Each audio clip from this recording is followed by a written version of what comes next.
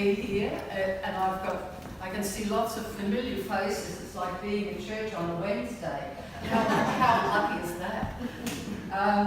When Jan asked me to be guest speaker today, I thought I wouldn't get into my life history too much and bore you, but to talk rather about my career and the way my career and the way the Lord has led me and strengthened me to have the sort of career, because you really need fitness and you need strength to be an opera singer, believe me.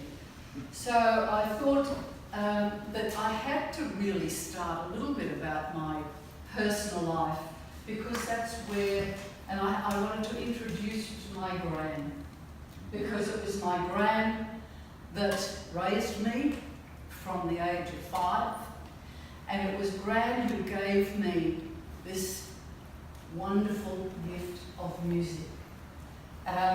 We had a huge, well, it looked huge to a 5-year-old, 6-year-old. We had a lovely Blüthner German piano, a tall one, that I could just reach on my tippy toes. I could reach the keys to play. So it was, she felt that I was going to need piano lessons. So I did have piano lessons. And one of the things that Gran used to do was she would take me, I was around about 10 by this time, and she used to take me to the Sydney Town Hall to those afternoon concerts. Anyone remember those? And she took me to one where the soloist was Eileen Joyce. Anyone remember that name? The concert pianist Eileen Joyce. And when she walked onto the stage, beautiful long evening gown, shoulder-length curly hair, and I was just enraptured. And then there was an interval. And when she came back, she had on a different frock, and it was wonderful. And I said to Graham, that's what I want to be. I want to be a concert pianist. And that's what I had in my mind all the way through to when I was married at 18. And then everything changed. So that's about as much as I want to tell you about my personal life. But Grandma, praise the Lord, she was the one that instilled in me this wonderful love of music. There was always, we had one of those old-fashioned radio, record player with the big hook thing. Yes, and we had lots of old classical records. So I was really being introduced to classical music at a very early age. But I might just try and give you a little bit of information about a soprano, because I am a soprano. And the word sopra is the Italian word that soprano comes from. Now, sopra means above. And the soprano is the highest voice of the female range. And it's usually a range that can go right up to, I don't know how many people are musical here, it goes right up to high C and beyond. I was fortunate that I had an extension beyond that high C to take me up to a high F, which is a fourth above the high C. And it's what enables me to make my career really with the Australian Opera. What is an opera singer? Opera is the Italian word for work. It's a work. Opera is a work. Believe me, it's a work. dramatic story sung by one or more people, singers to an instrumental accompaniment, piano or orchestra, usually orchestra, but sometimes you can hear a performance of sopranos or of singers with just the piano. And the opera originated in the last decade of the 16th century, so it's been around for a long time. And it's funny because people would come to things that I was singing, and I would meet them afterwards, and they say, "Oh, you're an opera singer, but what's your real job? What do you do during the day?"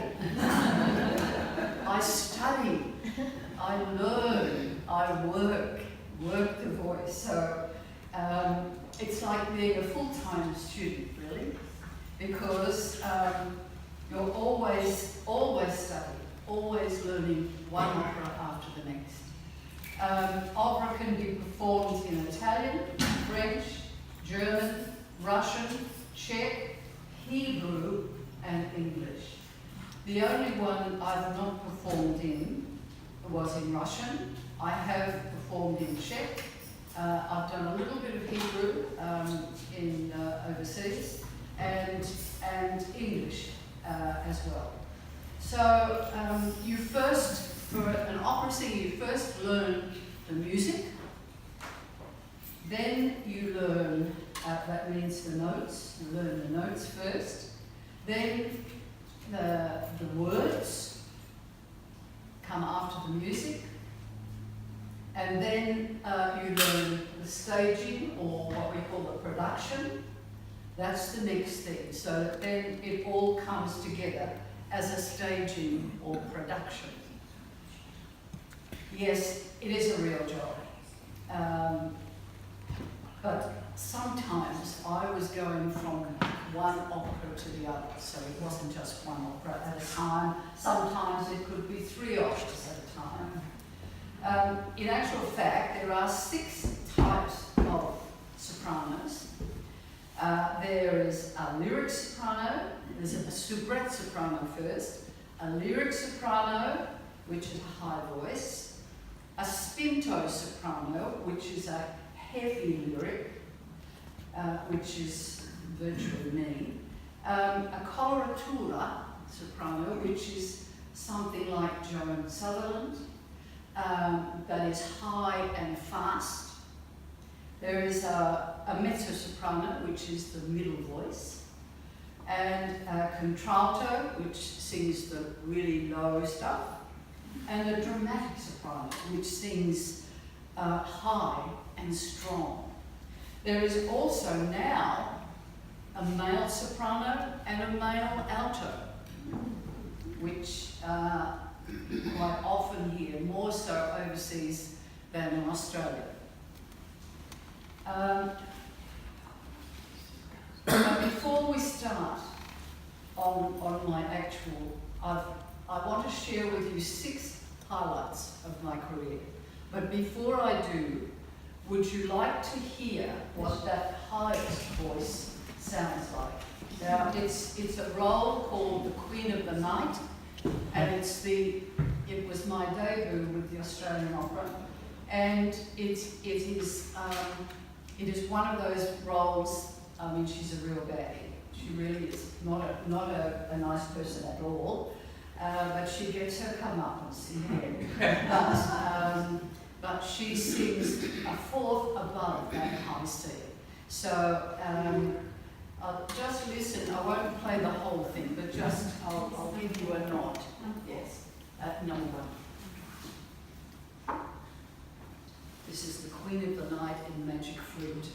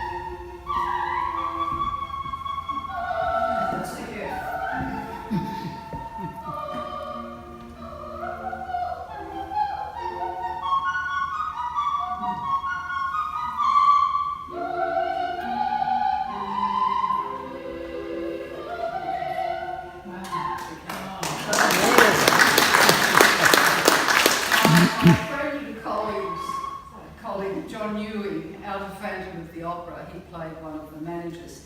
He used to say that I sing notes only dogs. So, on with the 6 highlights. In February 1972, I did go overseas to London, and I auditioned for Sir Charles Mackerras, who was, as we all know, an Australian conductor. And I sang, fortunately, he offered me a contract with the English National Opera, and I remained with them for almost 10 years before I came back to Australia in 1980. Fortunately for me, the roles that I sang, like Pagliacci and La Boheme, Maria Stuarda and Madame Butterfly, they were all in English. So I had the opportunity of learning those sort of roles first before I came back to Australia, and then had to relearn them in whatever language the various operas were written in. So I returned home in 1980. I wanted to come home. I did diverse from London to Germany and auditioned over there, but they wanted me to move to Germany, and I thought, no, I don't want to do that.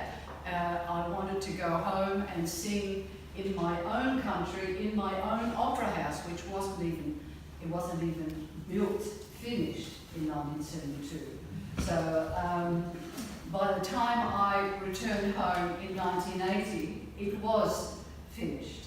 I sang for Richard Bonning and the Australian Opera, but there was nothing available from 1980 until 1984.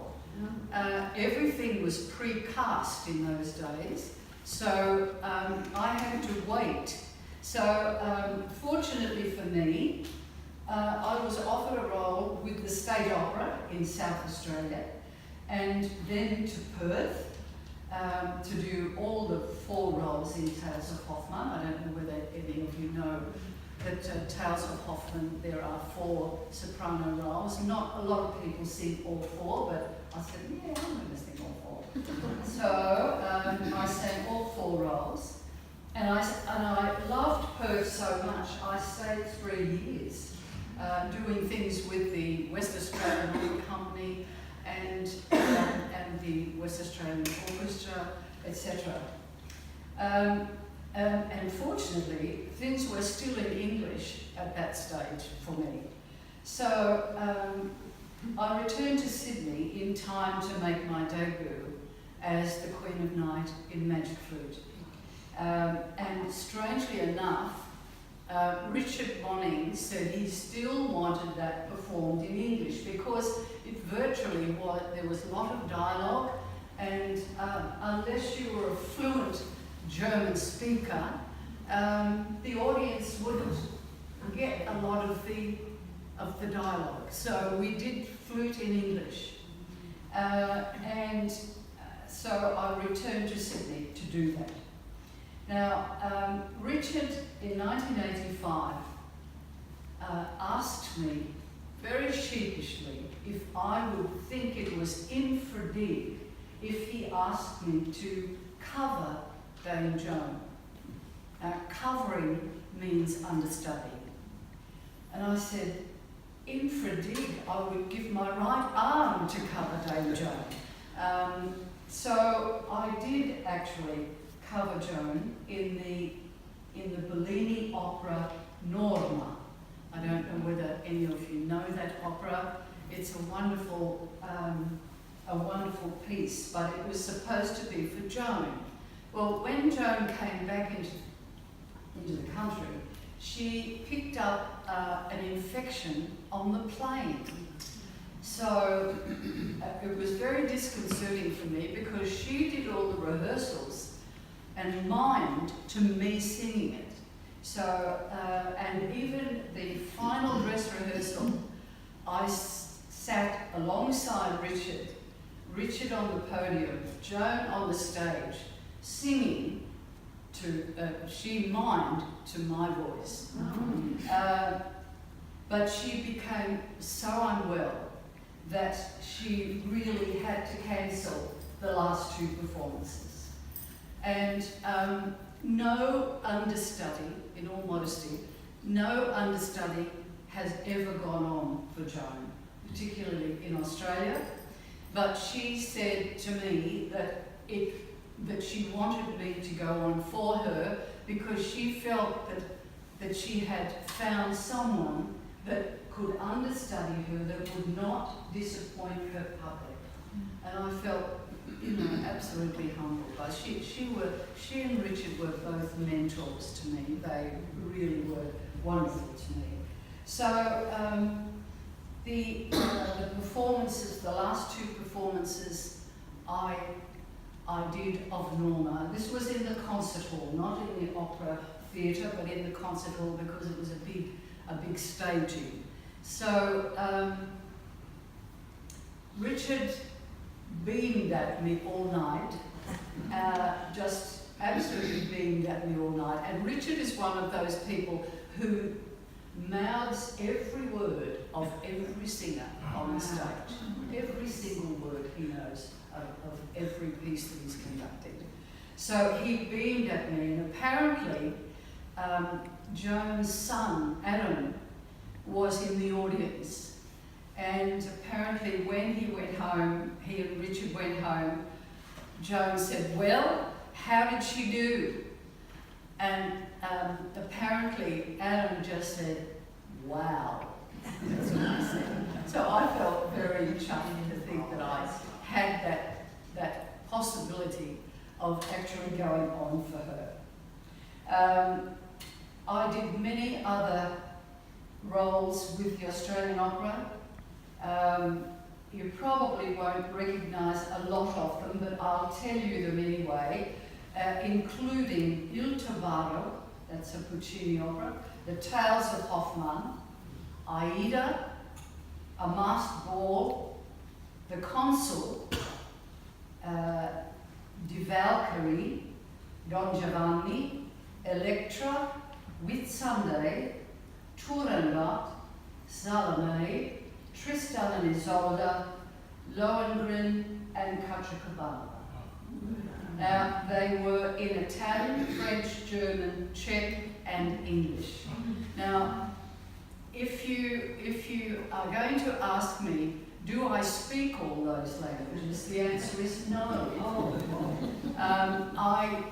I learnt a lot of German and a smattering of Italian, but one has to have a working knowledge of each language you sing in, because you might not, you have to really sing the Italian with the English translation in the back of your mind, because the person you're singing opposite is also going to throw you Italian.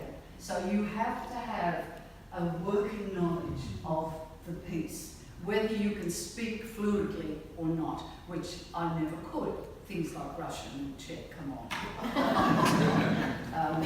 Nice day about having to learn Russian. But anyway, so that's what happened for those years after I came back. And I stayed with the Australian Opera for probably 8 years. And then in 1980 I came back. In 1990, I did a complete turnaround in my career, and I made a crossover from opera to music theatre. Now, in 1989, I was asked by the conductor of Phantom of the Opera if I would consider going into a musical. And when I was cast as in the role of Carlotta, who was an opera singer in the show, I was really excited at the prospect. And I'd only ever done 1 or 2 musicals up to that point. But the word got around at the church where I was going. I was going to the Petersham Assemblies of God, where I was witnessing and worshipping there. And I was taken aside one Sunday by two of the elders of the church, and they said that they felt I should give serious consideration to accepting this role because it was a very worldly profession and a very unchristian one. And I should not accept the offer of Phantom of the Opera. And I was really upset about this. And I thought, God wouldn't have put this in my way. Oh no, go away. It wouldn't have come up if I wasn't meant to do it. So I made an appointment with Tony Hallow, who was the minister at the time at Petersham Assembly. And I sat and I talked to him and I told him all the things that had been said to me. And he just leaned over to me and he said, Christa, he said, you might be the only Jesus they ever see. He said, you accept the role. And you do it and give the glory to Jesus in every performance. So that's what I used to do. I would praise the Lord. I used to have to walk on with a severed head. That was my first entrance with a severed head. And so in the wings, I would say, Lord, this is for you. Only you. So every performance, I lifted to the Lord.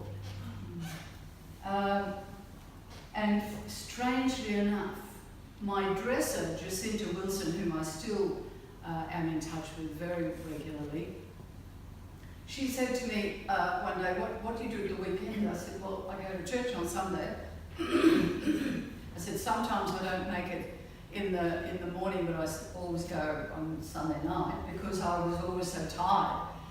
Because you do 8 shows a week in the music theatre. So I said, would you like to come with me? So within that first year, Jacinta had given her heart to the Lord by coming to church with me. Nothing I did, but because that's the way God works, you know. So she came to know the Lord. And strangely enough, there was another Christian in the cast, and he played the part of the auctioneer. And he came from the Adelaide Pentecostal Church as well. And he and I and Jacinta, we used to have like a prayer meeting at the interval between the Wednesday performance, not always the Saturday performance, but usually the Wednesday performance. And we would pray for everyone in the cast and, you know, just try to be as Christian-minded towards them as the Lord would want me to be. So I came to do that role, and I did 8 shows a week. I also won a Noah Award. Anyone remember Roy Green in Noe Makaki? Yeah. And this award was for the best supporting female music theatre performance. Wow. So he takes pride in place. And that was a real thrill to do that. As I mentioned before, 8 shows a week, 2 on a Wednesday, 2 on a Saturday. And that's tough. It was the toughest thing I've ever done. As an opera singer, you don't have to use your voice like that. So when we started rehearsals for it in Sydney, we had 1 hour of physical exercise before every rehearsal. Then when we went to Melbourne to do the opening in Melbourne, we had 1 hour of physical exercises, floor exercises, before every performance for the first year. Then and that was compulsory. In the second year, that was non-compulsory, but no one dropped out. It was one of those things where the directors kept screaming at us, more energy, more energy, more energy. We'd say, we don't have any more energy. So I did that for 3.5 years, roughly 1,500 performances. Another one of the John Ewing stories, I remember at the first rehearsal, I had to sing not the F, but an E, which is fairly high. And he threw his hands in the air and he said, oh my God, 40 Alsatians have just dropped dead in the river. Crazy man, crazy man. So in 1993, I came back to Sydney to do The Merry Widow for the Australian Opera.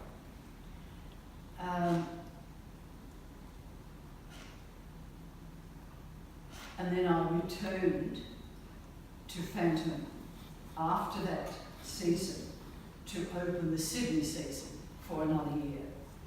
Wow. Janet, I'd like you to just play a few bars of my very favourite operatic role, which was Madame Butterfly. I think mainly because I'm a mum and it just touched me, and Puccini's music has always been very close to my heart. I'm not a Wagnerian singer, but I'm certainly a Puccini or a Verdi singer, or I was. And I think the mere fact that the Puccini wrote a space in the score so that you could really break down at a certain point in the performance. When, I don't know whether any of you know the story about the American who marries the Japanese bride and then takes off, leaves her with the pregnant and with a 3-year-old. Then he comes back when he hears he's got a 3-year-old, and he wants to take, he's got a new wife now, an American wife, and he wants to take the child back to America. And so this particular scene where she has said, okay, I will give you the child, but you have to come yourself and get him from me. So she sings a very famous, not this aria we're going to hear, but a very famous aria that absolutely destroys her, thinking of having to give away her son. But there was a part in the music where Puccini allowed me to, or allowed you to, sing the whole piece of that destroying music. And then there was 6 to 8 or even 10 bars where Suzuki, her maid, pushes the baby onto the stage and she just grabs him. And those 6 to 8 bars allowed me to absolutely let go and sob.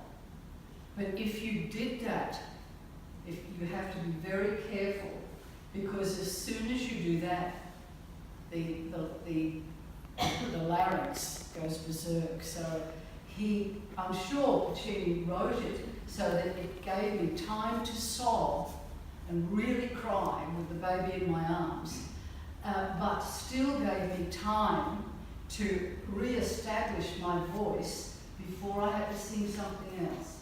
But this aria is a little excerpt from One Fine Day, which is the famous aria where she's convinced that he is going to come back, and she's trying to convince her servant Suzuki that he will be back.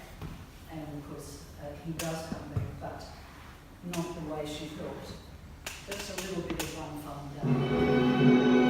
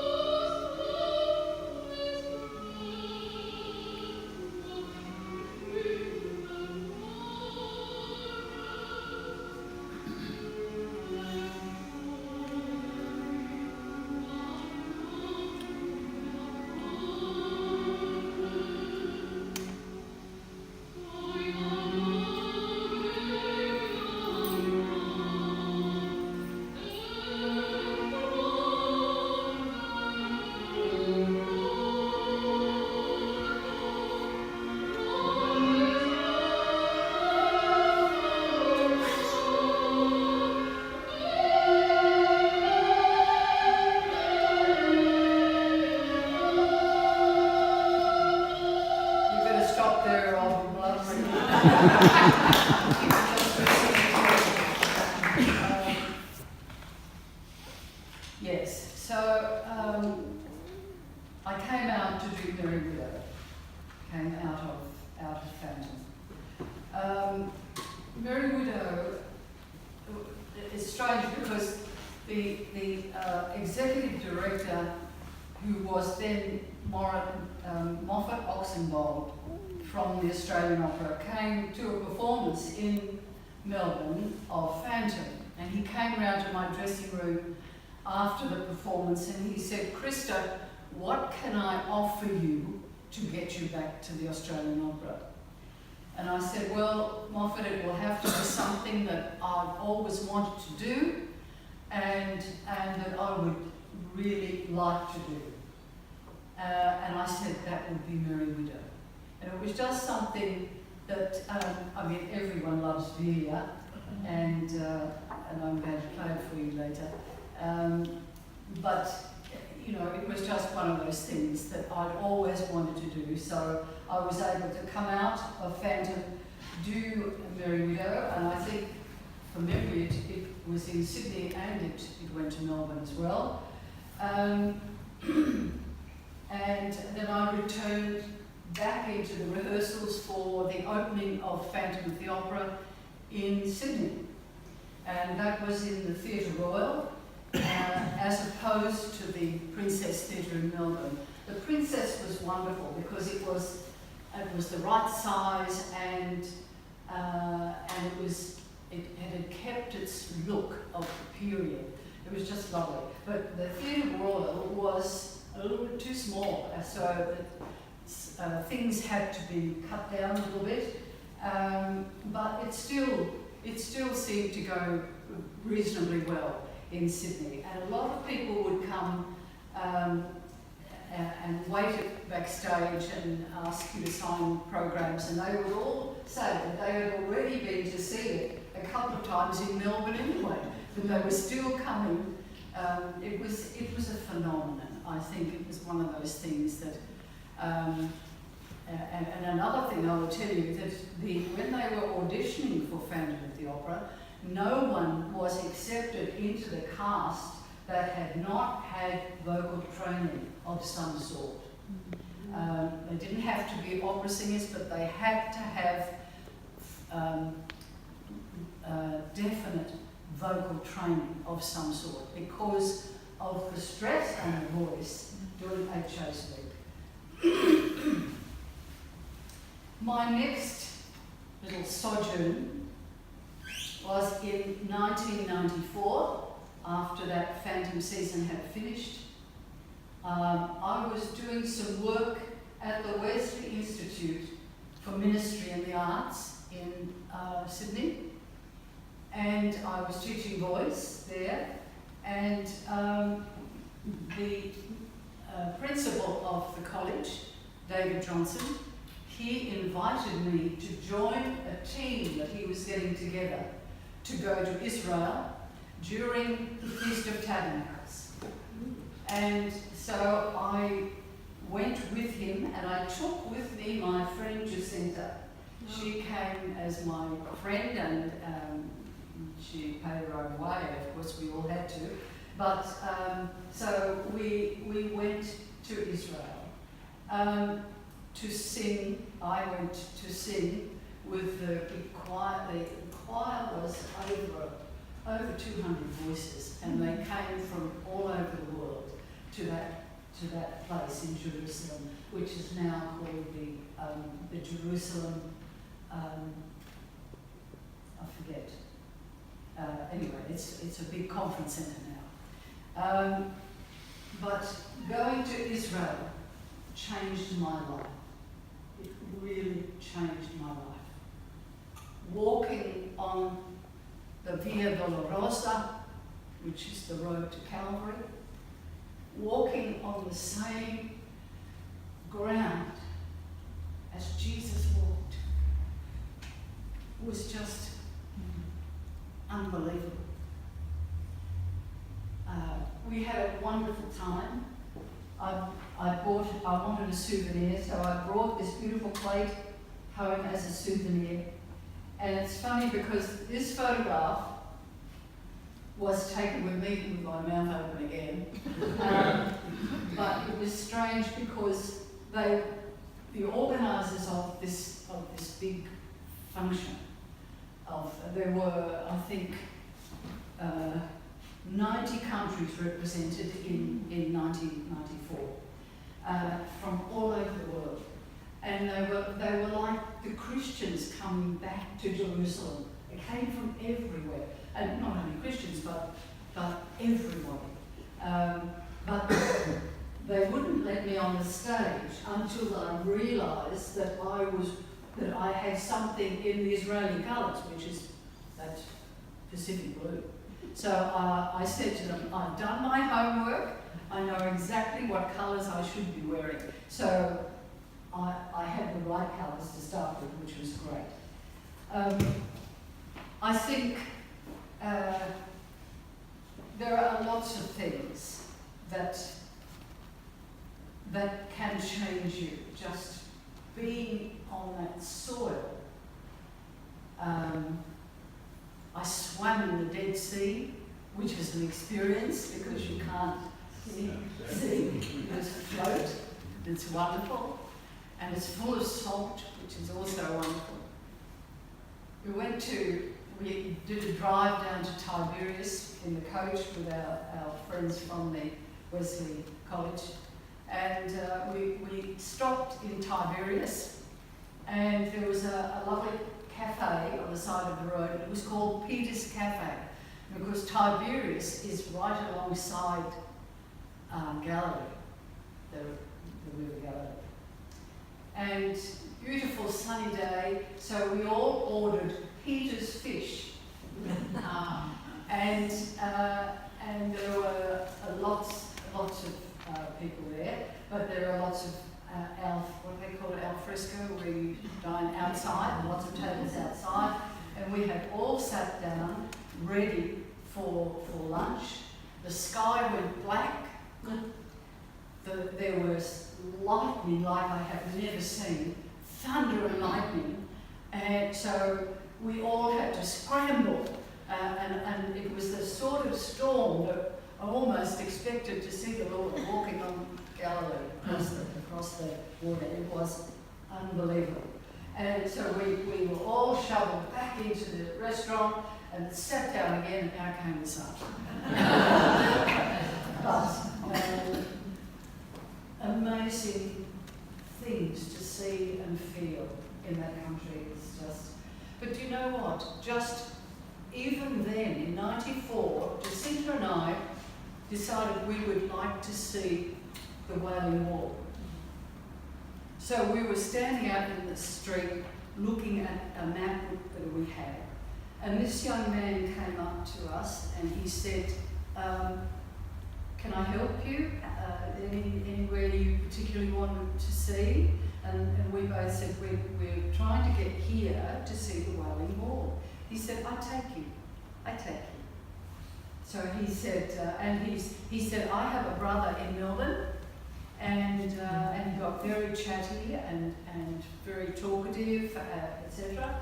And we suddenly realised we were going down alleyways and down subterranean areas and what have you. And then within about 30 minutes, he just stopped and turned around and he said, I want all your money and all your jewellery and everything. And we were just so taken aback. We just gave him everything we had. So even in '94, there was still something like that could happen. But, you know, he could have pulled out a knife or anything. So, you know, thank you, Lord. But, so, we're moving on now to the year 2000, when I retired from the Australian Opera or retired to the South Coast, although I was told that you don't retire when you come down here, you retread. So I've been retreading for quite a while. But the main reason I decided to retire was that I've been diagnosed with a disease called CLL, which is chronic lymphocytic leukemia.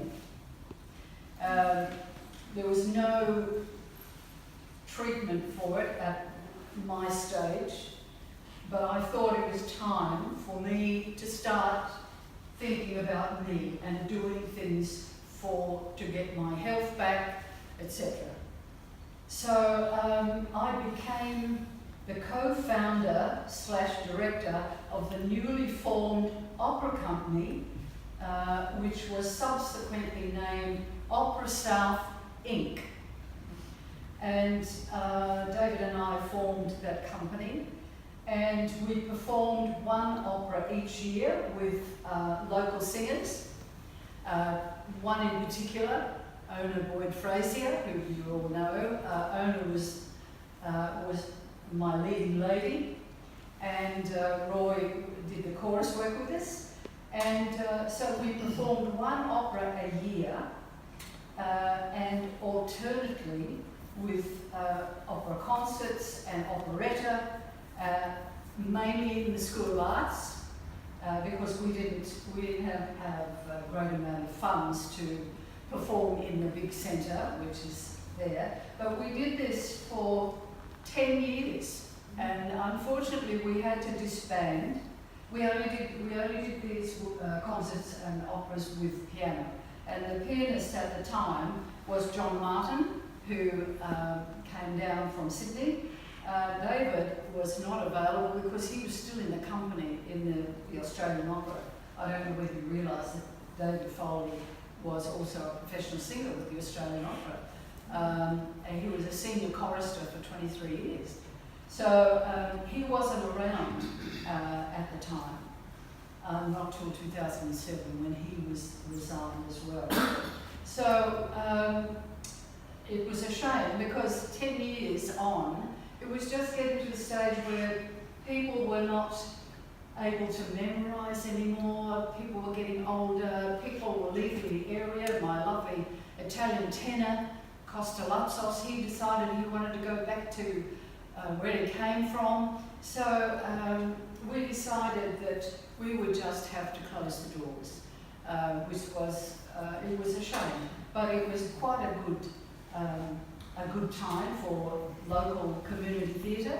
It was the first time they'd ever had an opera company of any description down south. And then came 2011. I was diagnosed with breast cancer at age 76 when I thought I was past it. But I was already in rehearsal for the 40th anniversary concert of the Albatross Music Theatre Company at the time. So I said to the surgeon, can we postpone it till after the concerts? And he just said, we are talking about cancer, you know. And I said, I know. And he said, okay, you've got concerts to do, we will have the surgery now. So he did the surgery on the 29th of September, and 2 weeks after the surgery, I did the concerts.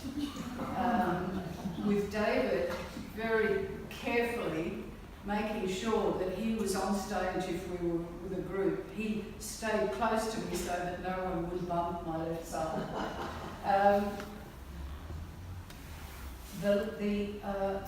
had a lumpectomy. I was very lucky to have a lumpectomy, and I had radiotherapy daily for 6 weeks in Wollongong because unfortunately we didn't have our wonderful cancer centre that we have now. And that means that in 2011 I am now 7 years without a revisit from cancer. So, but I think a lot of that has got to do with my fitness. I remember my oncologist saying to me that if you want to prevent this from coming back by 30%, you exercise daily. And I already was going to the gym, but so I go daily. I still go daily, Monday to Friday, unless I've got craft and I can't go on a Monday. But it's got a lot to do with fitness, I'm sure. Fitness and him. I joined the Shoalhaven Breast Cancer Support Group, of which I'm now the president. And it's a group that, it's not basically a fundraising group, it's a group that supports women that have had some form of breast cancer. Some form of cancer, not just necessarily breast cancer. And sometimes a woman, if she lives outside a city or something like that, there's no one for them to talk to, so they come to our meeting and we have a cup of tea, and if they want to know about breast reconstruction, we talk about that and all that sort of thing. But as I said, I've survived for 7 years in September. Praise God. I was one of the lucky ones.